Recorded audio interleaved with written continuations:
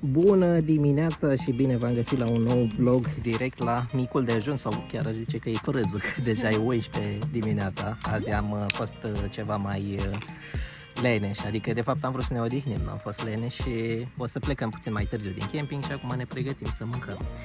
Ce facem noi la micul dejun astăzi? Avem așa niște cremă de brânză pe care o să o punem pe o lipie și o să facem cu legume, cu salată, tot salată la pungă. Nouă ne place foarte mult salata aia la pungă, că e deja spălat, o iei și o pui direct în orice. Și avem niște prosciutto crudo aici, care o să-l băgăm în lipie și ne facem 2 wrap-uri să mâncăm. Chiar o să fie super bune pentru micul dejun prânz. Da, deci întâi pun cremă de brânză.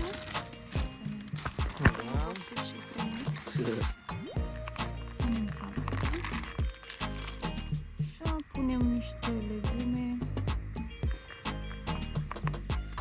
Eu pun ce am. Da, Mereu. wrap-ul ăsta merge, lipia asta super merge cu rapid. orice. Da, că pui ce ai prin frigider. Exact. Mai merge și cu niște piept de pui făcut așa la tigaiu, poate o să ne luăm într-o zi, dar momentan Da. nu avem. Așa, niște prosciutto.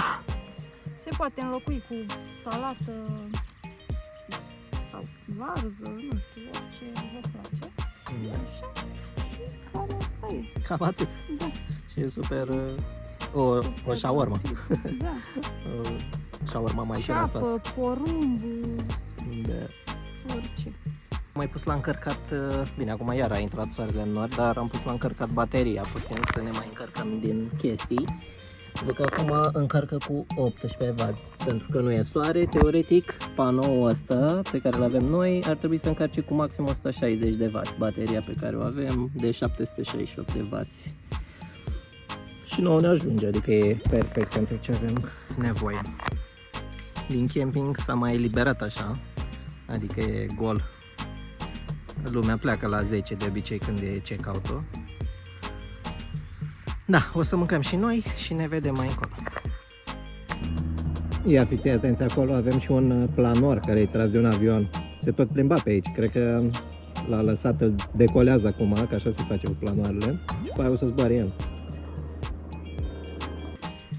Hai că ne-am aranjat și băgăjelele aici. O chestie pe care am observat-o, asta doar se aplică la plimbare cu mașina sau excursie cu mașina. Ghiozdanele de genul ăsta nu sunt deloc utile, rucsacele, pentru că au multe chestiuțe din astea și te încurci în ele, adică chiar sunt deranjante, pentru că ghiozdanul ăsta stă mai mult în mașină.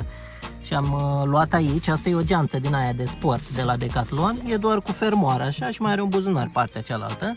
Astea sunt foarte potrivite, încapă foarte multe haine într-o geantă de genul și le iei mai ușor, le pui mai ușor, deci ghiozdanele astea să nu vă luați în mașină că nu merită.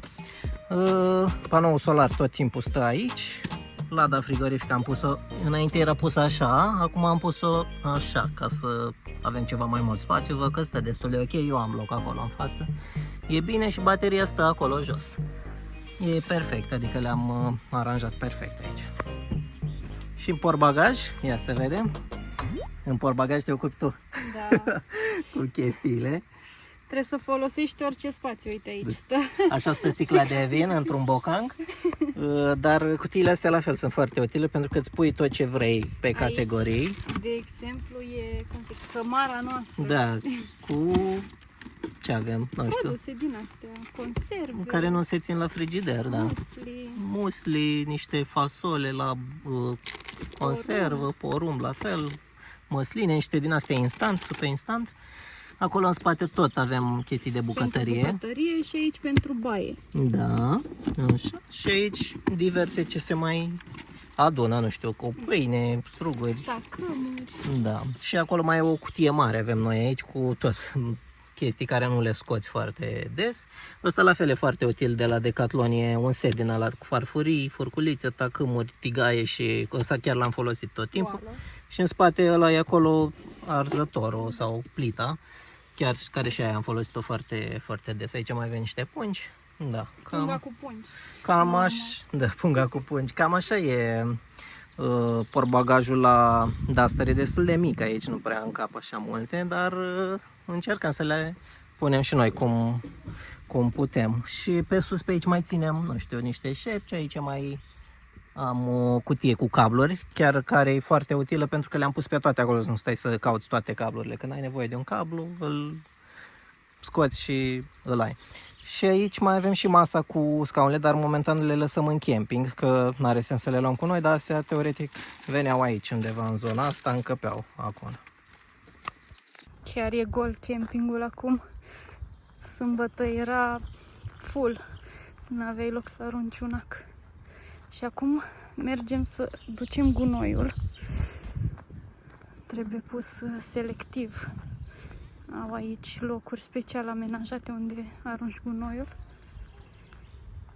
Și cred că de dimineață, de când ne trezim până plecăm din camping, facem minim 1000 de pași. Dacă mergem până la baie și înapoi, deja sunt 600 de pași. Așa că am tot făcut mișcare zilele astea cât am stat aici. Și nu numai, că am făcut și trasee. Dar e bine că te bucuri așa de o plimbare până la baie, prin natură. Aici e recepția și aici sunt locuri de unde poți să iei apă, să bei, e potabilă. Aici e zona de corturi și mai sunt și niște căsuțe pe care le poți închiria. Și aici e zona unde arunci gunoiul selectiv.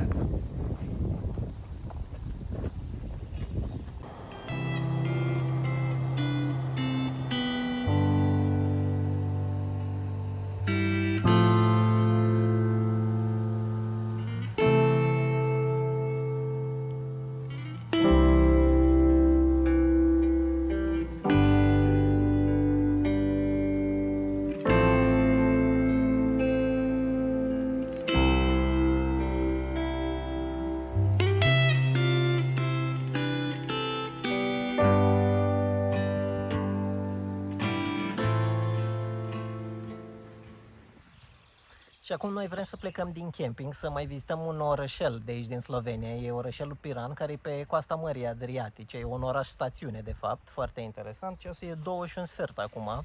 Vrem să plecăm puțin mai târziu pentru că e foarte cald afară și ne bate soarele în cap.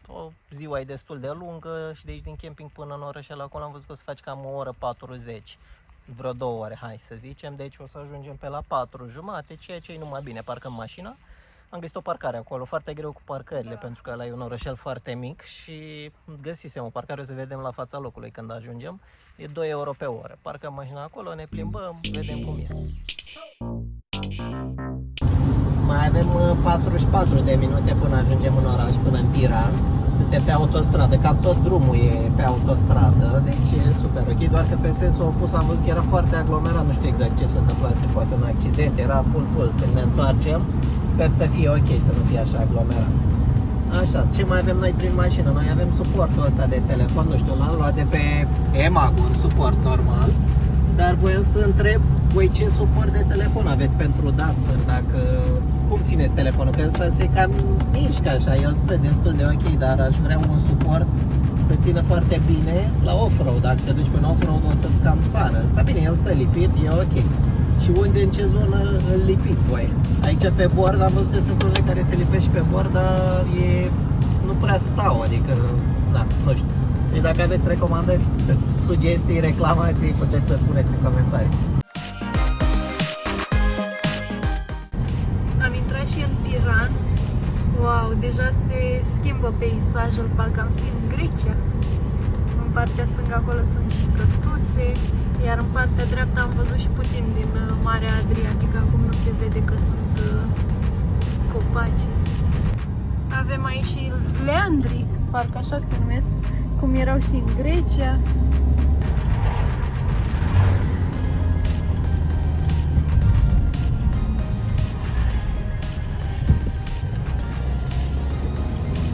Aici deja parcă ești pe coasta Amalfi.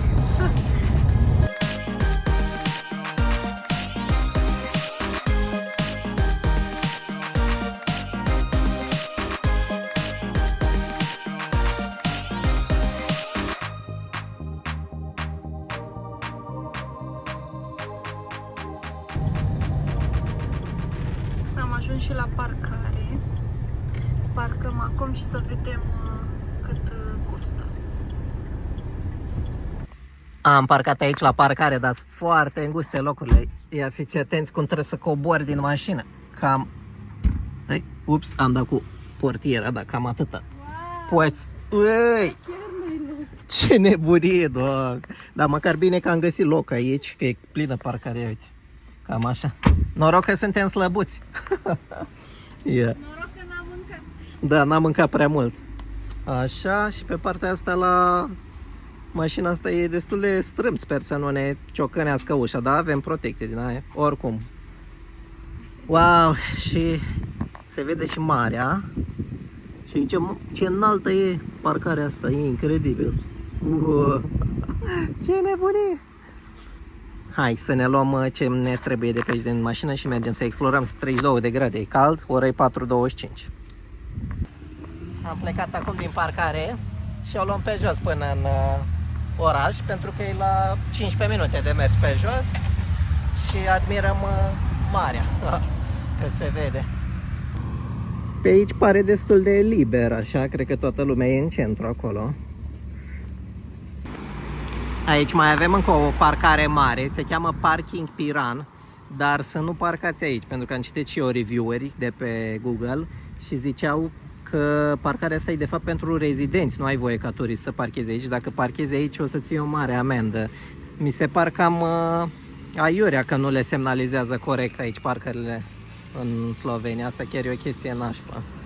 Și nu știi că vii ca turist, crezi că e parcare de turiști și hop, te-ai trezit cu amenda. Avem și semnul, numele orașului e aici. Și văd că sunt bariere aici ca să intri în oraș. Super interesant. Oricum e un orășel super mic, deci nu știu exact pentru ce sunt barierele astea. Poate plătești o taxă.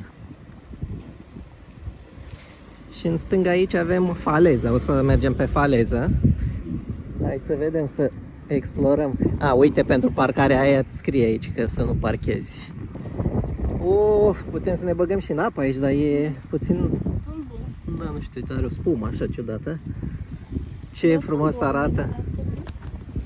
Și avem încolo orașul Piran cu acoperișurile roșii, așa seamănă cu Croația, cu Split sau Dubrovnik. Lumea stă aici la plajă, la mare. E și lume în apă acolo. Blocurile astea sau căsuțele astea seamănă cu Italia, de fapt e foarte aproape Italia aici, în graniță cu Trieste.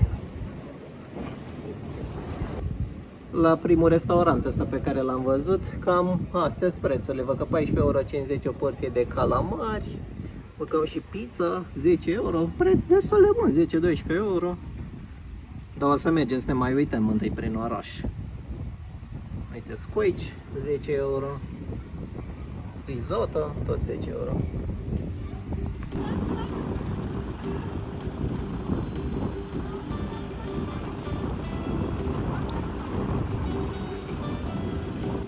Wow, aici am văzut același restaurant, Sarajevo 84, cum am fost în Ljubljana. Cred că e un brand, de fapt, și în mai multe orașe. Și clădirile arată exact ca în Italia. Deci sunt la fel, foarte interesant orășelul ăsta. Aici avem și portul cu barcuțe, iahturi.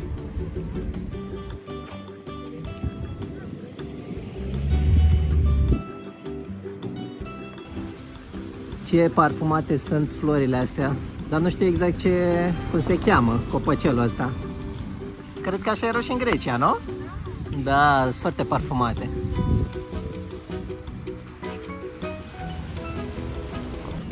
Hai să intrăm și printre clădiri pe aici, pe străduțe, pentru că e foarte interesant. Deci seamănă, da, e exact Italia. Pizza, pasta, gelato. Wow, ce străduțe interesante.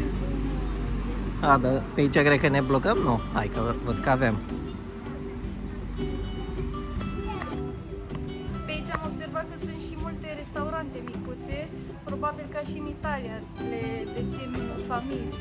Da, localnicii de aici, din oraș, că e mic oraș, nu știu. Ia să ne uităm să vedem chiar ce populație are. populația orașului e de 3700 de locuitori. Deci e un sat, aș zice, foarte puțin localnici, dar cred că foarte mulți turiști.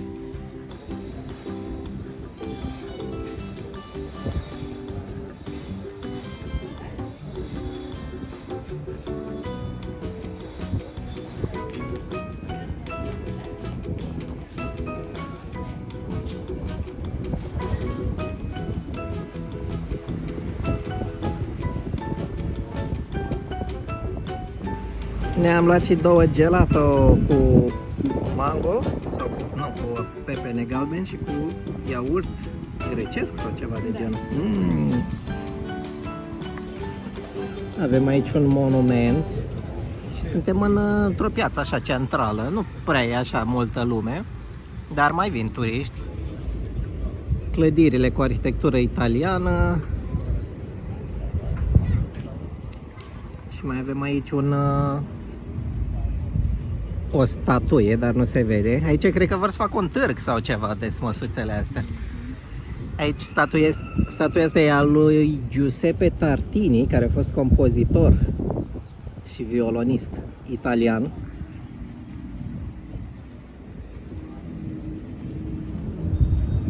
Foarte interesantă piața asta, chiar superb.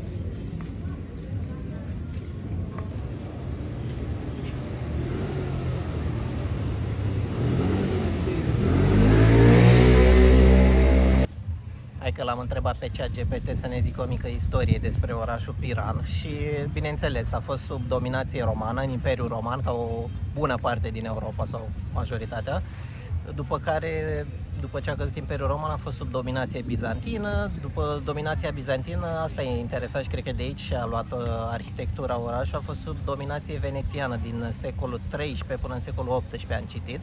Și aici chiar e piața Giuseppe Tartini, unde avem și statuia de acolo cu Giuseppe Tartini, care a fost violonist și compozitor aici în perioada când a fost Republica Venețiană. După care, după Republica Venețiană, a fost înglobată în Imperiul Austro-Ungar. După perioada austro-ungară, în primul război mondial, a fost anexat de Italia, unde din nou s-a mai dezvoltat probabil stilul italian de aici cu clădirile. Și după al doilea război mondial a fost în Iugoslavia și în prezent e sub Slovenia.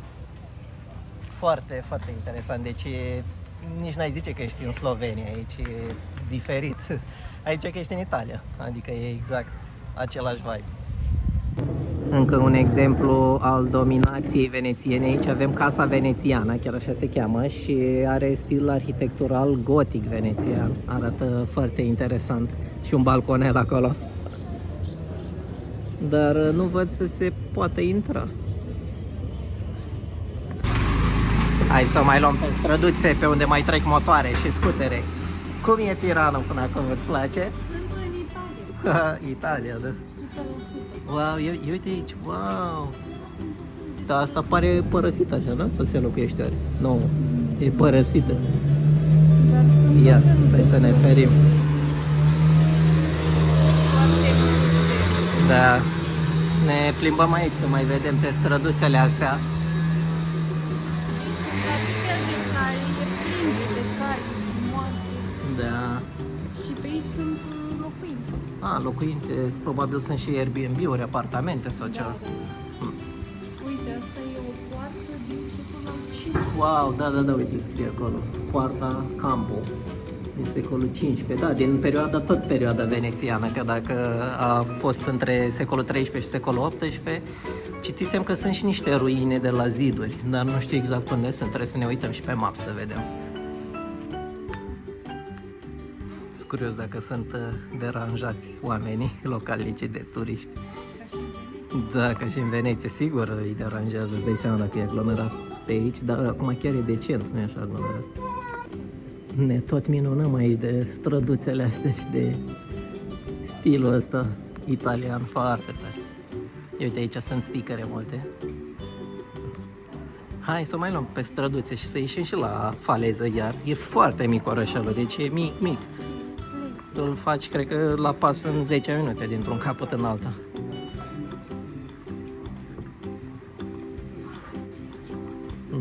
Uite, aici sunt localnici, că lumea și-a pus la spălat, la uscat.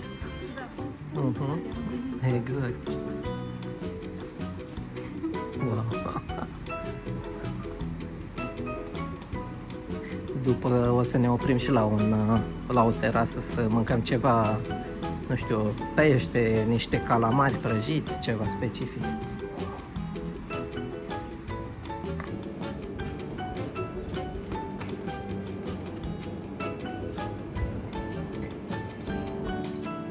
Aici e biserica Sfântul Ștefan din secolul 13-18. Oh, fix perioada venețiană. Wow. Și am ieșit dintre străduțe și am dat într-o piață, așa cu mai multe restaurante aici. E impresionant, chiar. Uite și acolo statuetă.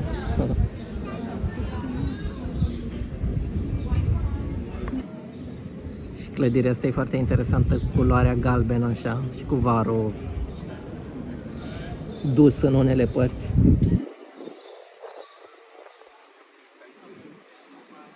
Și mai avem o piață aici,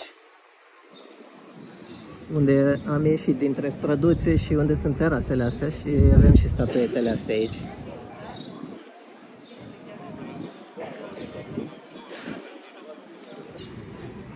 Și în piața asta avem și o fântână aici. Bineînțeles, nu cred că mai e în uz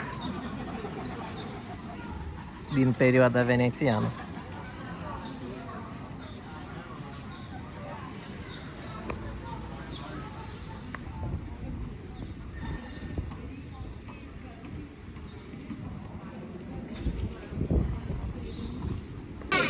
Ne-am așezat aici și la un restaurant, dar e interesantă partea cu comanda. Te duci acolo, stai și comand și după aceea sună din clopoțel și te duci și ți iei comanda. Deci e self-service. O să ne luăm un platou din ăla mare, așa, cu tot felul de pești, cu calamar. Să vedem cum este. Foarte frumoasă atmosfera aici și chiar te simți în Italia, fără doar și poate. E extraordinar de frumos. Da, deci se comandă la ghișeu acolo și îți dă o scoică cu numărul și o să le agați acolo pe sfoara aia, numărul 3. Și sună la soneria, îți duce ei mâncare. Și am comandat un platou de 2 persoane cu mai multe feluri, pește, calamari prăjiți, cartofi și e 38 de euro un platou.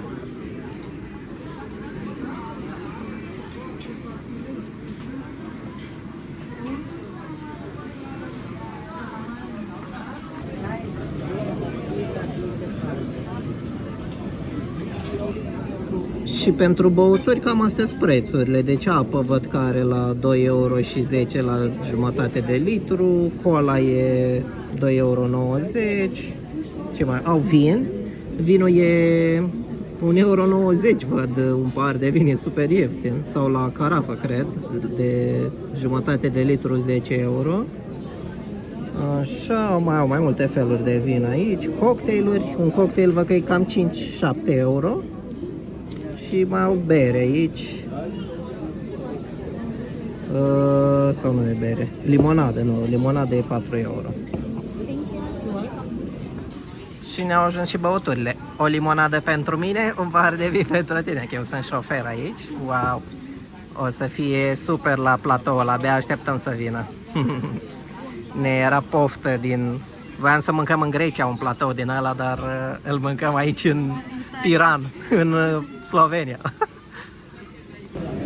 Avem acolo afișate și niște prețuri, de exemplu calamarii prăjiți sunt 13,50 euro, fish filet 14 euro, sardine 8,50 euro, grilled sea bass 17 euro, mussels fript 14 euro și avem platouri pentru două persoane 32 de euro și mai este unul la 38 de euro.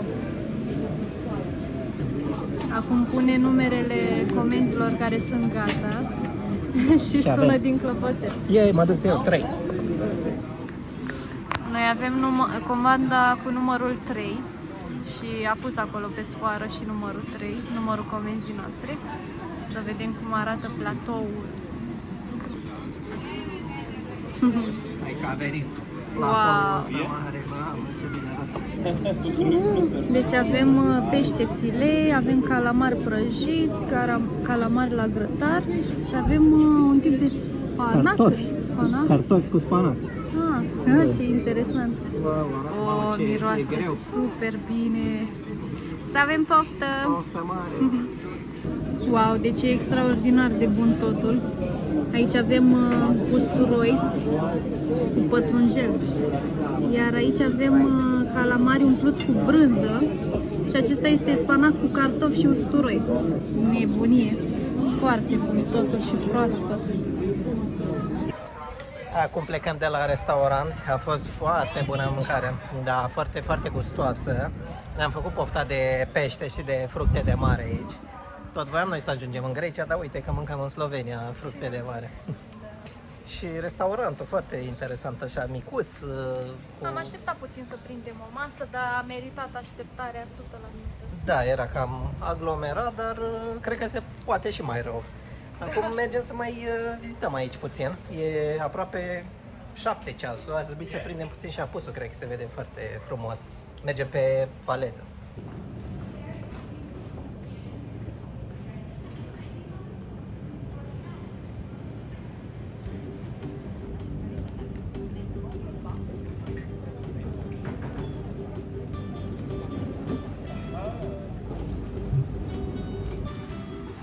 Aici poți să și cobori la mare. O, e ud, sper să nu fac un val să ne stropească, dar e o spumă așa ciudată. Nu știu, cred că așa s-a format de la apă. Văd că e mai peste tot aici la mal. Și ajungem aproape la capătul orașului, aici unde e turnul ăsta. E chiar sfârșitul orașului, să zic așa. E ca o peninsulă, Tiranul, care este în Marea Adriatică.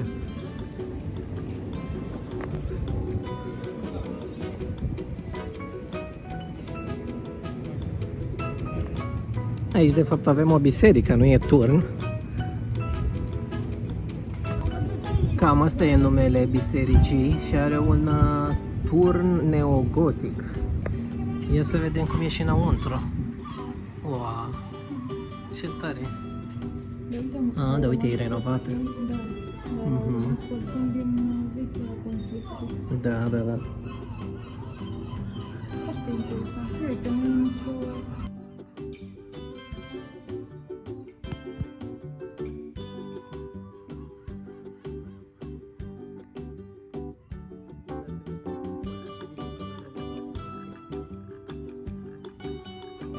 Dar nu știu exact ce e asta neagră, pare a fi un televizor.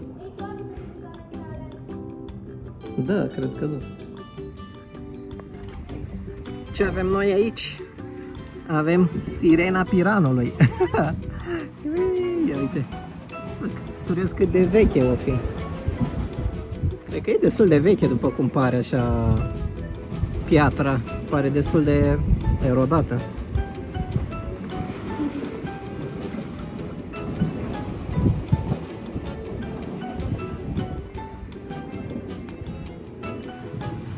Suntem la capătul orașului, aici unde e biserica.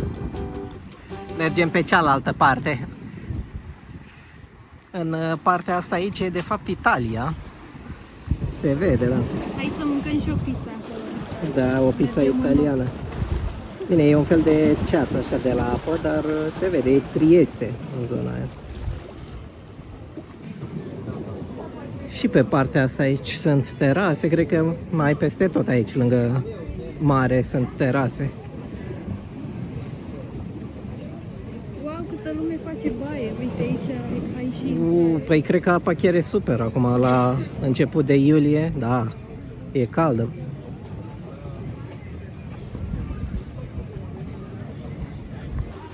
Avem și șezlonguri.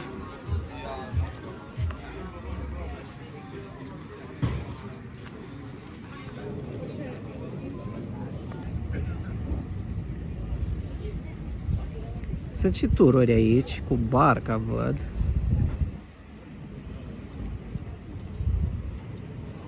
Foarte liniște așa, adică și la restaurantele de pe margine nu se aude muzică prea tare, așa, muzică foarte încetată sau chiar deloc.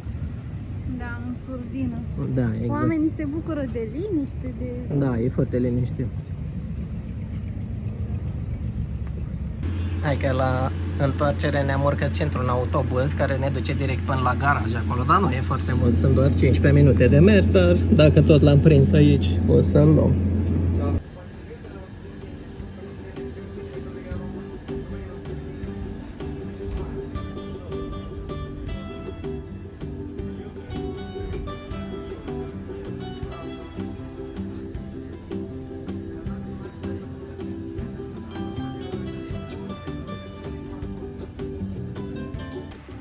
Am coborât acum din autobuz. Bine, am mers 3 minute, 5 minute, nu știu cât am mers.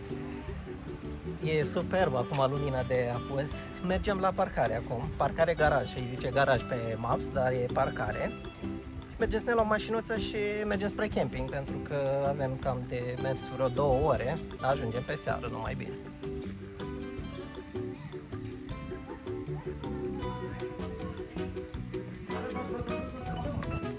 Destul de mare parcarea, are câteva etaje, deci e clădirea asta. Noi am parcat acolo sus și am plecat de sus, am coborât pe stradă, dar acum o să căutăm probabil un lift, are pe undeva. Are 7 etaje parcarea. e ceva. Ia uite, etajul 7, hai să-i dăm. Ei, hai să ne filmăm și noi în oglindă. Superb a fost, deci absolut... Nota 10 pentru Piran și nu știam de orașul ăsta, adică l-am descoperit așa întâmplător, ne-am uitat și am văzut chiar nota 10. Superb, da, merită. Hai că am ieșit bine, am ieșit direct unde trebuia la Duster. Dacă știam, parcam mai în parcare acoperită, dar văd că stă destul de ok aici la umbră. N-ar trebui să fie chiar așa de cald în mașină. Ia să vedem cât achităm. I-a dat eroare. O, nu. 11,60 euro achităm, Da. pentru 3 ore 20. Uh-huh. Se poate achita și cu cardul și cash. Drive safely. Yay! Suge burta! Hai să intrăm și în mașină. Da. Wow. Asta da parcare îngustă.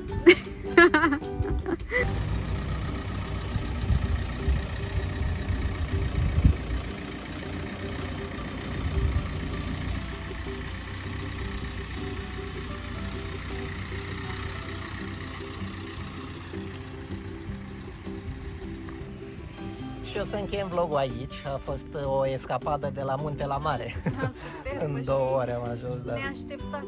Foarte tare, chiar recomandăm. Parcări sunt, asta e o singură parcare, dar mai sunt câteva parcări, bănuiesc că toate au cam același preț. Și rămâneți să ne vedem la următorul vlog. Pa! Pa!